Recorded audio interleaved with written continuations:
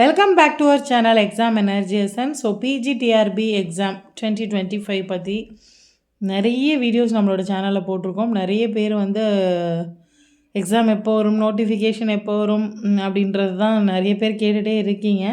So அதை பற்றின சில இம்பார்ட்டண்ட் தகவல்கள், இம்பார்ட்டண்ட் ஃபேக்ட்ஸ் அப்படின்னு சொல்லலாம்.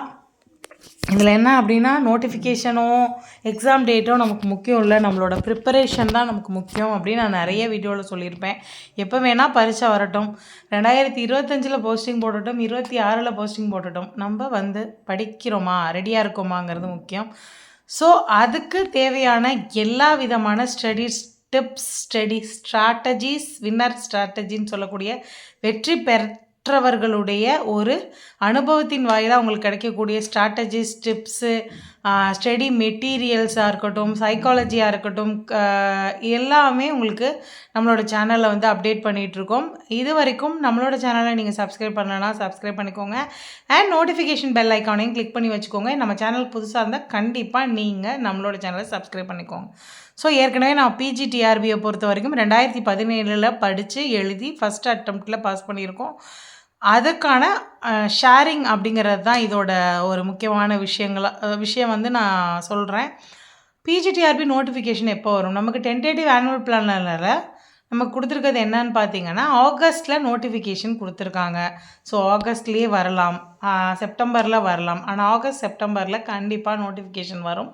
2026 எலெக்ஷனுக்கு முன்னாடி பிஜிடிஆர்பி போஸ்டிங், ஒரு மாஸ் போஸ்டிங் கம்பல்சரி உண்டு. அதில் எந்த மாற்றமும் இல்லை. அந்த போஸ்டிங் போடும்போது நம்ம அந்த வேலையில் அந்த போஸ்டிங்குள்ளே போகிறோமா அப்படிங்கிறது தான் நம்மளோட ப்ரிப்பரேஷன் முடிவு பண்ணும். எந்த மாதம் எக்ஸாம்? ஸோ அதே தான், செப்டம்பரில் அப்படின்னா உங்களுக்கு நவம்பர், டிசம்பரில் எக்ஸாம்.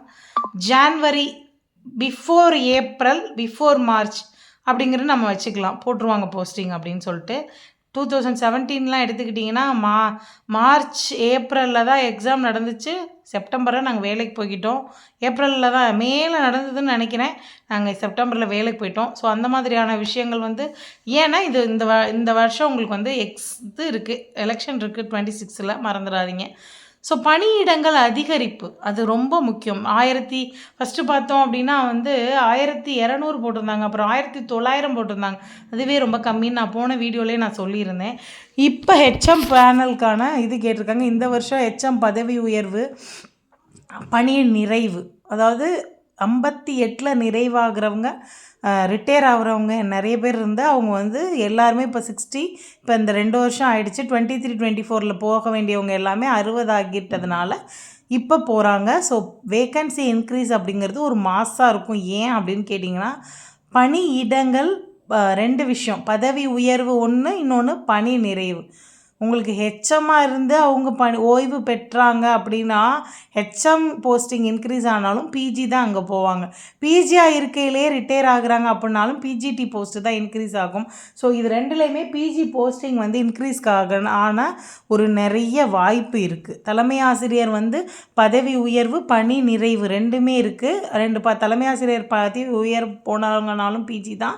பணி நிறைவு ஆகி அவங்க வந்து ஹெச்எம்ஸ் வந்து ரிட்டையர் ஆனாங்கனாலும் ஹெச்எம் வந்து பிஜியை தான் ப்ரமோட் பண்ண போகிறாங்க. அதே மாதிரி பிஜியாக ரிட்டையர் ஆனாங்கனாலும் பிஜி போஸ்டிங் போட்டு தான் ஆகணும்.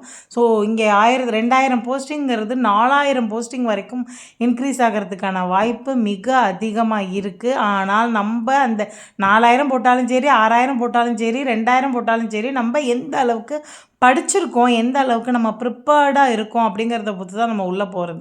ஸோ 2025-26 நான் வேலைக்கு போகணும் அப்படின்னு நீங்கள் நினச்சிங்க அப்படின்னா கண்டிப்பாக ப்ரிப்பரேஷனாக ரொம்ப ஸ்பீடப் பண்ணுங்கள். இந்த வருஷம் தான் கடைசி, அடுத்த வருஷம்லாம் நம்மளால் போக முடியாது, எக்ஸாமே வைக்க மாட்டாங்க, எல்லாமே முடிய போகுதா அப்படிங்கிற ஒரு மைண்ட் செட்டோடவே படிங்க. எப்படியாவது படிப்போம், முடிஞ்ச வரைக்கும் படிப்போம், கிடச்சா பார்ப்போம், இல்லாட்டி அப்புறம் என்ன பண்ணுறது அப்படின்ற மைண்ட் செட்டுக்கு போகவே போகாதீங்க.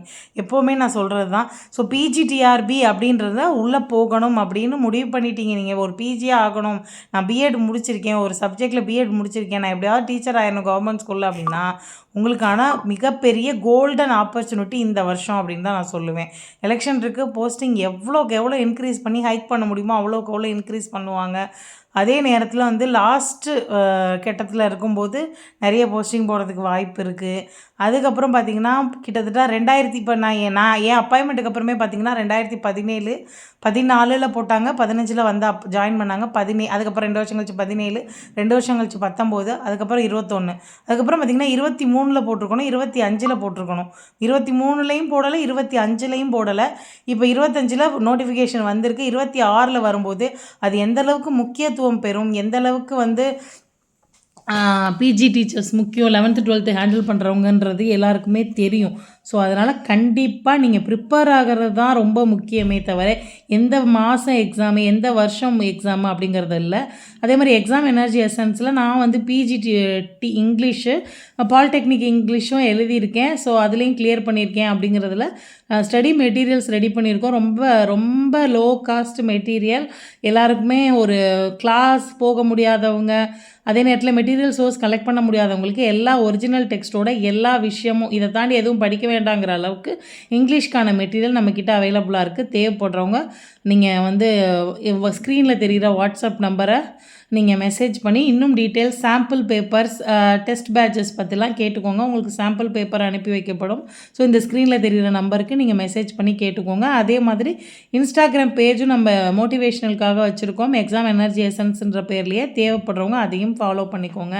ஸோ இந்த வருஷம் நான் கண்டிப்பாக வேலைக்கு போவேன், 2025-26ல் நான் ஒரு கவர்மெண்ட் பிஜி டீச்சராக இருப்பேன் அப்படிங்கிறத மனசில் வச்சுக்கிட்டு அதுக்கான முயற்சிகளில் கரெக்டாக இறங்குங்க. ஒரு ஷெட்யூல் டைம் டேபிள், ஒரு கரெக்டான டைம் டேபிள், அது கரெக்டாக அந்த டைம் டேபிளை ஃபாலோ பண்ணுறதுக்கான சோர்ஸஸ் எல்லாத்தையும் கரெக்டாக வச்சுக்கிட்டு படிக்கிறத ஸ்டார்ட் பண்ணுங்கள். மனசு ஃபுல்லாக நம்பிக்கையோடு படிக்கிறத ஸ்டார்ட் பண்ணுங்கள். அதுதான் ரொம்ப முக்கியம். ஸோ வேறு ஏதாவது உங்களுக்கு இது சார்ந்த டவுட்ஸ் இருந்தால் நமக்கு வீடியோவுக்கு கீழே கமெண்ட் பண்ணுங்கள். ஸோ தேங்க்யூ ஃபார் வாட்சிங் திஸ் வீடியோ. வேறு யாராவது பிஜிடிஆர்பிக்கு படிச்சுட்டு இருந்தாலும் பிஜிடிஆர்பிக்கு இந்த வீடியோவை ஷேர் பண்ணுங்கள்.